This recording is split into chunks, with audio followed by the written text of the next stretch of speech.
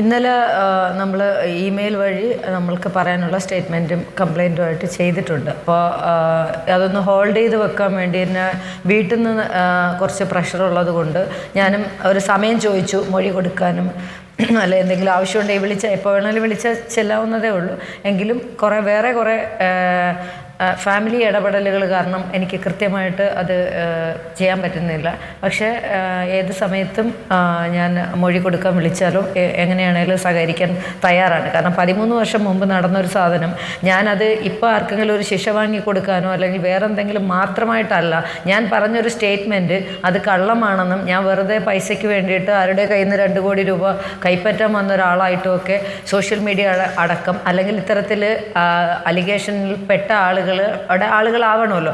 സ്വാഭാവികമായിട്ട് എനിക്ക് നേരെ ഒരുപാട് ആയുധങ്ങൾ പ്രയോഗിക്കാൻ ശ്രമിക്കുന്നത് കൊണ്ട് തന്നെ അത് തെളിയിക്കേണ്ടത് എൻ്റെ കൂടെ ആവശ്യമായതുകൊണ്ട് ഗവൺമെൻറ്റിൻ്റെ ഇപ്പോഴത്തെ സ്പെഷ്യൽ അന്വേഷണ കമ്മിറ്റിക്ക് മുമ്പാകെ മെയിലും കാര്യങ്ങളും കൊടുത്തിട്ടുണ്ട്.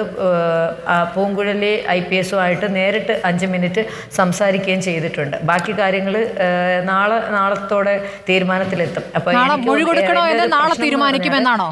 ഞാനൊരു NGO റൺ ചെയ്യുന്നു അങ്ങനെ അതായത് മാഡം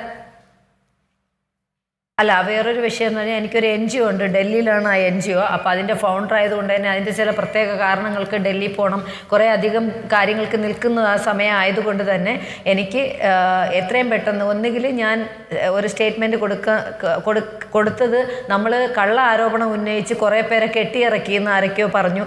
അതിൻ്റെ ഒരു ആക്ഷേപം എന്നെപ്പോലെ ഒരാളുടെ ഡിഗ്നിറ്റിയെ ചോദ്യം ചെയ്യുന്നത് കൊണ്ടായിരുന്നു നമ്മൾ കറക്റ്റായിട്ട് ആ സ്റ്റേറ്റ്മെൻറ്റ് കൊടുത്തത്.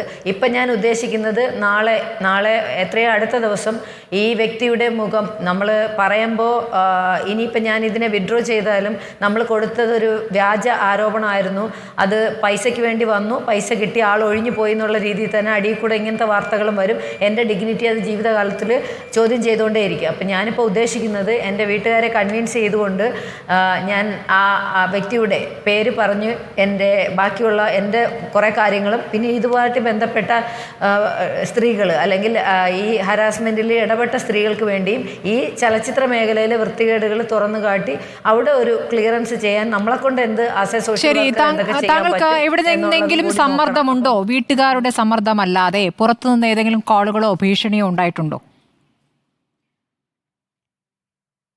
ഒരുപാട് കോളുകൾ വരുന്നു. രാത്രി 12 മണിക്ക് ശേഷം കോൾ വരുന്നു, ഞാൻ അറ്റൻഡ് ചെയ്യുന്നില്ല. ഒരാൾ വന്നിട്ട് കുറേ വാട്സപ്പിൽ ഓഡിയോ അയച്ച്, ഇന്നലെ ആണ് അത് ഓഡിയോ വരുന്നത്.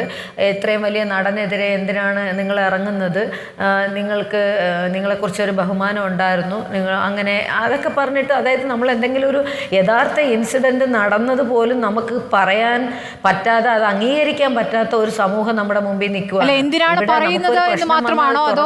ജീവന ഭീഷണിയുള്ള തരത്തിൽ എന്തെങ്കിലും ആ തരത്തിലുള്ള സമ്മർദ്ദമുണ്ടോ? അത് അങ്ങനെ എനിക്ക് ഭയമില്ല മാഡം. അങ്ങനെ ആ ഓഡിയോ ഫുള്ള് ഞാൻ കേട്ടിട്ടില്ല. കാരണം എനിക്കൊരു ഇറിറ്റേഷൻ വന്നതുകൊണ്ട് ആ ഓഡിയോ കംപ്ലീറ്റ് എടുത്ത് ഡിലീറ്റ് ചെയ്യുക. അത് ആ ഓഡിയോ അന്വേഷണ സംഘത്തിന് കൈമാറണ്ടേ? ആ ഓഡിയോ അന്വേഷണ സംഘത്തിന് കൈമാറണ്ടേ? അതെന്താണ് ചെയ്യാഞ്ഞത്? ഉറപ്പായിട്ടും അത് റീകളക്ട് ചെയ്യാൻ പറ്റും. ഞാൻ ആ നമ്പറുകളെല്ലാം സ്ക്രീൻഷോട്ട് എടുക്കുകയും വന്നതെല്ലാം പ്രത്യേക ഒരു മെയിലോട്ട് സൂക്ഷിച്ചുകൊണ്ട് കൃത്യമായ അന്വേഷണ ഉദ്യോഗസ്ഥർക്ക് കൈമാറും. അതിൻ്റെ കൂടെ അവർക്ക് പേടി ഉണ്ടാവണം ഓപ്പോസിറ്റ് നിൽക്കുന്നത്. ഇത് ഞാൻ ആരോപണത്തിൽ പെടുത്തിയ അല്ലെങ്കിൽ ഞാൻ പറഞ്ഞ വ്യക്തി മാത്രമാണ് ഇതിൻ്റെ പുറകിലെന്ന് ഞാൻ വിശ്വസിക്കുന്നില്ല. കാരണം ഞാൻ ഫൈറ്റ് ചെയ്യാൻ ഇറങ്ങിയതും ഞാൻ ചലച്ചിത്ര മേഖലയിൽ കണ്ട കുറേ ഇപ്പോഴും ഞാൻ വിശ്വസിക്കുന്നില്ല. അയാളെക്കാളും ഞാൻ ഭയക്കുന്നതല്ല, ഞാൻ സംശയിക്കുന്നതെന്ന് പറയേണ്ടിയിരിക്കുക. സംശയിക്കുന്നത് ഈ മേഖലയിൽ ഏറ്റവും കൂടുതൽ കള്ളത്തരങ്ങൾ ചെയ്തിട്ടുള്ള അല്ലെങ്കിൽ ആരുടെയൊക്കെ മുഖംമൂടികൾ കൂടുതൽ അഴിയും നമ്മളെപ്പോലെ ആളുകൾ ഇതിനകത്ത് ഇറങ്ങി എന്നുള്ളൊരിത് കൂടി ഉണ്ടെന്ന് തോന്നുന്നു. കാരണം അവളെ ഒതുക്കുക എന്നുള്ള എൻ്റെ വാട്സപ്പ് ഇന്ന് രാവിലെ ഞാൻ പ്രസ് മീറ്റ് കഴിഞ്ഞ് 2 കോള് വന്നതിന് ശേഷം നാഷണൽ മീഡിയ എന്തോ സംസാരിച്ചു 2 മിനിറ്റ്. അത് കഴിഞ്ഞ കഴിഞ്ഞ ഉടനെ വാട്സപ്പ് ഫുള്ളി ഹാക്ഡ്. അത് ഇത് ചെയ്ത് റിപ്പോർട്ട് അടിച്ച് ഹാക്ക് ചെയ്തെന്ന് തോന്നുന്നു. ഒരു വാട്സപ്പ് പോയത് കൊണ്ടൊന്നും ഒന്നും സംഭവിക്കുന്നില്ല. അത് ഈ ഇറങ്ങിക്കഴിഞ്ഞു കഴിഞ്ഞാൽ ഇപ്പം എനിക്ക് ഒരു തരം വാശി എന്ന് വെച്ചാൽ ഞാൻ ഇങ്ങനെയുള്ള ഒരാളെ അല്ലായിരുന്നു. ബിക്കോസ് ഇപ്പം എനിക്ക് വന്നൊരു സാധനമല്ല ഞാൻ ഉദ്ദേശിക്കുന്നത്. സിനിമാ മേഖലയിൽ 18 വയസ്സ് പോലും തികയാത്ത കുട്ടികൾക്ക് നേരെ കൈപൊക്കാൻ ആളുകൾക്ക് ധൈര്യമുള്ള കാലത്തോളം അല്ലെങ്കിൽ അതിനൊക്കെ ഒത്താശ വെക്കുന്ന ഒരു സമൂഹം അതിനകത്തുണ്ട് എന്നുള്ള സത്യമാണ്. അതിന് എന്നെ കൊന്നാലും ഞാൻ പറഞ്ഞുകൊണ്ടേയിരിക്കും. ഒരാൾക്കെതിരെ മാത്രമാണോ പരാതി നൽകിയിരിക്കുന്നത്? മരിക്കാൻ യാതൊരു ഭയവും ഇല്ല. ഒരാൾക്കെതിരെ മാത്രമാണോ പരാതി നൽകിയിരിക്കുന്നത്? ഞാൻ രണ്ട് പരാതി, അതായത് ഇപ്പം സ്പെഷ്യലി ഞാനൊരു കാര്യമാണ് ഫോക്കസ് ചെയ്ത് മീഡിയയുടെ മുമ്പിൽ പറഞ്ഞത്. അത് തന്നെയാണ് ഞാൻ അന്വേഷണ ഉദ്യോഗസ്ഥർക്ക് കൊടുത്തത്. വേറെ 2 ആളുടെ കാര്യം പറഞ്ഞിരുന്നു, അതിലൊരാൾ മരണപ്പെട്ടു പോയി, അതിനി കൊണ്ടുപോയിട്ട് കാര്യമില്ല.